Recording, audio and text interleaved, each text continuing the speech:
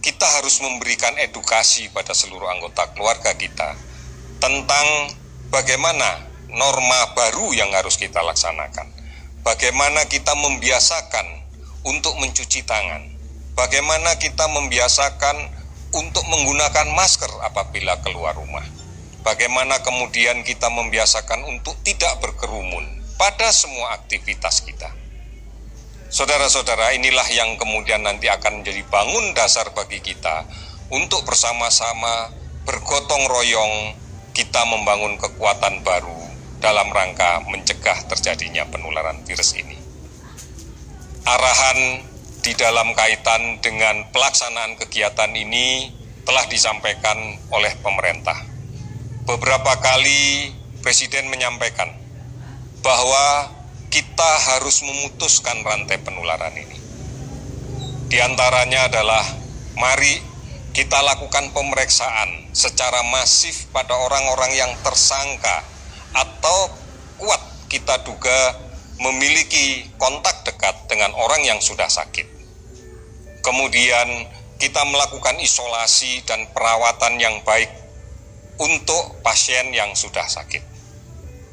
Kemudian juga kita mulai untuk merubah cara kita dalam mengakses fasilitas kesehatan untuk kepentingan-kepentingan konsultasi. Kita bisa menggunakan berbagai cara yang telah disediakan. Banyak mekanisme yang bisa kita lakukan melalui telemedicine dalam rangka melaksanakan konsultasi di bidang kesehatan. Saudara-saudara, inilah yang menjadi penting dan menuntut disiplin kita semua. Oleh karena itu, mari kita laksanakan ini dan kemudian kita saling mengingatkan bahwa kita harus mematuhi aturan-aturan ini. Karena hanya dengan kebersamaan saja kita bisa menyelesaikan pandemi COVID-19. Kita bisa aman dari penularan COVID-19 dan kita bisa produktif dengan itu. Saudara-saudara, sudah barang tentu beberapa hal yang terkait dengan bagaimana kita menerapkan secara keseluruhan dalam sistem masyarakat kita untuk kehidupan yang baru akan sangat ditentukan oleh kondisi wilayah itu sendiri. Yang pertama tentunya kami akan memberikan masukan melalui gugus tugas akan memberikan masukan kepada pemerintah daerah. Setelah kita melakukan kajian tentang aspek epidemiologi penyakit ini di wilayah itu, kemudian kita juga akan menyampaikan data-data tentang sistem kesehatan yang ada di daerah itu, termasuk juga sistem surveillance kesehatan. Atas dasar inilah maka kita akan bisa melihat bahwa memang ada beberapa kabupaten kota di tanah air kita yang tidak terdampak COVID-19. Daerah-daerah inilah yang kemudian semestinya sudah bisa melaksanakan tata kehidupan yang baru. Sudah barang tentu ini harus menjadi keputusan pemerintah daerah, sudah menjadi keputusan yang diambil bersama-sama dengan seluruh pemangku kepentingan, seluruh pihak yang terkait, dan seluruh tokoh yang ada di kabupaten kota tersebut. Mengapa ini dilakukan? Karena tahapan selanjutnya adalah harus menciptakan kondisi. Harus ada upaya prakondisi yang kita berikan, yang kita sampaikan kepada masyarakat, agar memahami betul apa yang harus dilakukan. Bahkan bukan hanya sosialisasi, tetapi juga edukasi pada semua aspek kehidupan. Kemudian dilakukan simulasi di berbagai tempat, di berbagai fasilitas umum, dengan tatanan hidup yang baru. Bagaimana mengimplementasikan tatanan hidup yang baru di pasar misalnya, di sekolah misalnya. Di sekolah pun ada stratanya, bagaimana di perguruan tinggi, bagaimana di SMA, bagaimana di SMP, bagaimana di SD. Ini harus betul-betul dipahami oleh masyarakat agar mereka meyakini bahwa mereka mampu melaksanakan dengan baik. Tentunya sepanjang perjalanan ini akan dilakukan pemantauan terkait dengan perkembangan epidemiologinya, sistem kesehatannya, sistem surveillance kesehatannya.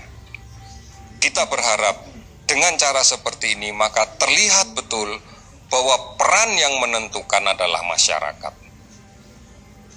Peran yang paling menentukan adalah bagaimana masyarakat menyikapinya dengan cara yang benar.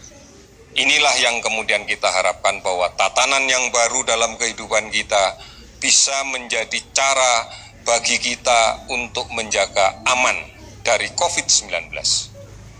Saudara-saudara, pada hari ini kami sudah melakukan pemantauan dan kemudian menghimpun seluruh data dan berkomunikasi dengan berbagai pihak yang kemudian menghimpun data ini, baik dari Dinas Kesehatan maupun dari laboratorium yang kemudian ditunjuk untuk melaksanakan pemeriksaan serta dari rumah sakit yang merawat. Kami sudah menyelesaikan pada hari ini sebanyak 10.039 spesimen selesai diperiksa. Namun masih ada 6.525 yang sekarang sedang kita verifikasi dengan laboratorium, dengan rumah sakit yang mengirim, dan seterusnya, dan beberapa sedang dalam proses untuk pemeriksaan. 10.000 sudah diselesaikan, 6.000 masih dalam proses. Total yang sudah kita periksa akumulasinya adalah 333.415 spesimen, baik menggunakan real-time PCR maupun menggunakan tes cepat molekuler. Saudara-saudara, dari hasil pemeriksaan tersebut sudah terkonfirmasi sebanyak 467 positif COVID-19, sehingga angkanya menjadi 26.940 orang. Kenaikan ini tentunya adalah gambaran keseluruhan dari negara kita. Namun kalau kemudian kita rinci lebih lanjut, bahwa kenaikan yang masih cukup tinggi, angka yang masih cukup tinggi kita dapatkan di DKI, di Jawa Timur, di Sulawesi Selatan, di Jawa Barat, dan di Kalimantan Selatan. Hari ini 15 provinsi yang tidak ada laporan kasus positif.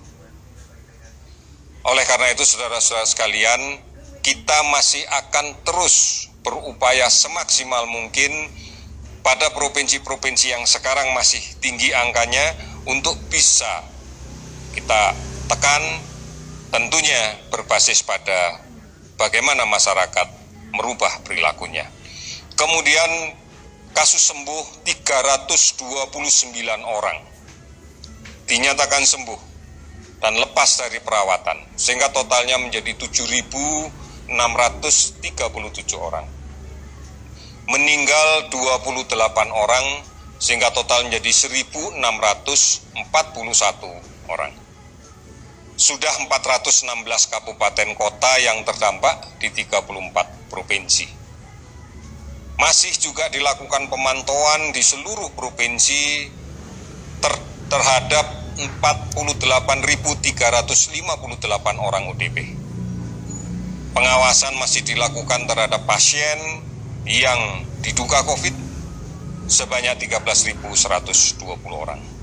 Saudara-saudara, mari kembali lagi kita cermati data-data ini sebagai sesuatu yang bisa kita gambarkan bahwa proses penularan masih terjadi di beberapa tempat. Oleh karena itu, mari bersama-sama kita menyadari ini dan kemudian mengupayakan berbagai hal untuk mencegah terjadinya penularan. Bagaimanapun juga, kita harus hidup dalam tatanan yang baru, yang berfokus kepada upaya untuk memutuskan rantai penularan. Kami tidak henti-hentinya mengingatkan, menjaga jarak pada saat menjaga jarak fisik pada saat kita berinteraksi dengan siapapun. Menggunakan masker menjadi sangat penting. Rajin mencuci tangan itu juga menjadi sesuatu yang harus kita lakukan. Inilah tatanan hidup yang baru yang harus kita laksanakan. Oleh karena itu, dengan cara seperti inilah kita akan bisa memenangkan pengendalian COVID-19 ini. Saudara-saudara, ikuti terus informasi tentang COVID-19. Kepedulian kita bersama dibutuhkan untuk bersama-sama memutuskan rantai ini. Beberapa informasi selalu kami siapkan, baik di covid19.go.id atau melalui call center 119 extension 9, atau juga bisa dilihat di akun media sosial @lawancovid19id.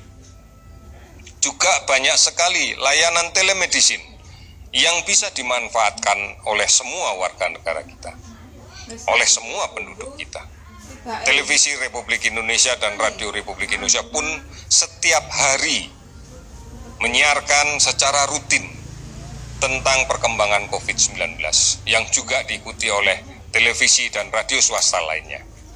Saudara-saudara, yakinlah bahwa dengan kegotong royongan, dengan kebersamaan, dengan tekad yang bulat, dengan konsistensi kita, tanpa terputus, kita bisa melindungi kita, melindungi keluarga kita, melindungi orang lain, dan melindungi bangsa ini.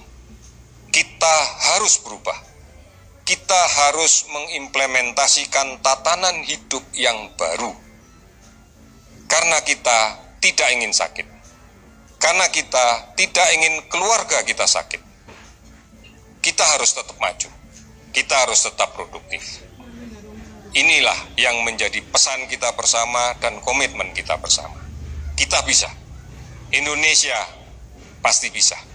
Terima kasih. Selamat sore.